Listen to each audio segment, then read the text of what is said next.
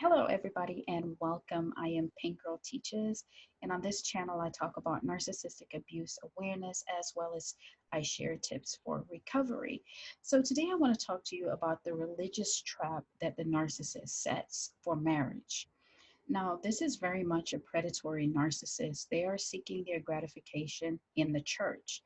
And gratification could really be anything from sex to financial gain, clout, as well as the four A's. The four A's is your attention, admiration, adoration, and affection. Now, they roam the church and the church or church circles, different church communities. And it could be anybody from the pulpit to the pew. I've seen it happen. And the Bible does warn us of people like this, and the Bible calls them wolves in sheep's clothing. They may approach you very humble, meek, and very respectfully, or you have the other side or the opposite side where they're very boastful in their call, their ministry gifts, as well as their knowledge of the word. But in either, I think in both of those instances that I am aware of, they do play a God fearing role. And if they have a lot of, or they're very knowledgeable in the word, what they can sometimes do is belittle your knowledge and what you know in the word and make you feel like, wow, this person is so much smarter than me. And so maybe I need to spend some time with them because they want me to grow in the Lord. Or they will actually praise your knowledge of the word and encourage you to grow. And, even that in itself, the ultimate goal is to make you want to spend time with them, to study the word, and to form a connection. The narcissist is always trying to form that connection or find that way that they can bond with us. So it's very easy to let your guard down, especially if you're in the church and you genuinely are seeking God, yet at the same time you're seeking a spouse. We have so much is dedicated to women waiting for a husband. God, where is my Boaz? Woman in waiting, pinky promise. I mean, a lot of different movements that are there to encourage women who are waiting on the Lord. And so when they find a man come into church and he is saying the right thing and he is leading men's worship, he is preaching, he is participating in ministry, it's easy for a woman to let her guard down and also feel like she's safe. Yet at the same time, this is not just women who do this. I mean, men who do this. Women do it too. They will play the meek and the humble role.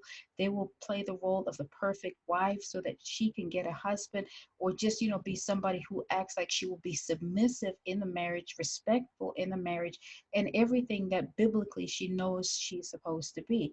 It happens both ways, male and woman. So, you're not really expecting this coming from the church, but it happens. And, I feel like we don't talk about it enough. So, what you find here is that the narcissist will adopt the behavior of the person to promote their ultimate agenda.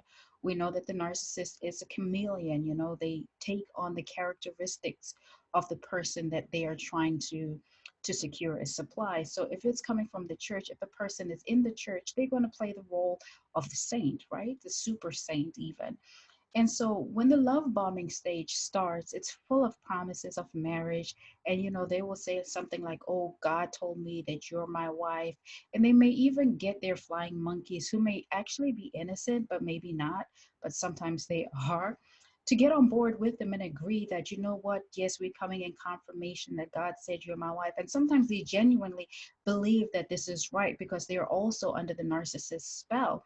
Or, they will tell you something like, oh, Adam knew that Eve was his wife instantly. And that's kind of like to justify their need to move the relationship fast. You will find that they will test your boundaries early, and they'll test them with, enticing you to have sex, or seeing how much you're willing to get away with, or they can get away with, sorry. And this can be something like as simple as, it's something as simple as like, oh, I don't want my wife wearing weave. I don't like my wife in makeup. When we get married, I would like you to dress like this because I think your natural beauty is amazing. If they found you one way, let them leave you and accept you that way.